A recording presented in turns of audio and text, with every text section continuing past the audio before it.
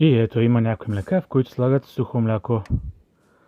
За мен това е чисто богохулство, да слагаш в българско хубаво мляко сух прах. И даже не знам защо го правят, след като ако има хубава масленост, то си пак си е гъсто. Нека да видим и другите млека. Тук имаме Саяна, това е 4,5% масленост.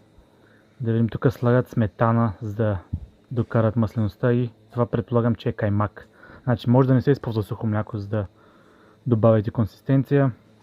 Да видим Олимпус, това е чуждо мляко, мразя чуждите марки да ни продават млека. Тук само мляко и закваска и 1 евро. Добре, да видим нещо друго. Тук имаме Борчфор пребиотик. Да видим, това е 3,4%. Краве мляко закваска. Предполагам, че има повече бактерии. По някакъв начин и да доставят. Да видим на Kaufland марката. Тук е 2% и има краве мляко и закваска. Няма нищо лошо в него. Това ми е любимото мляко. Ям го още от дете. Чистия еленски край. Кисело мляко и само закваска. И това е за днес. Кажете какво друго да проверим.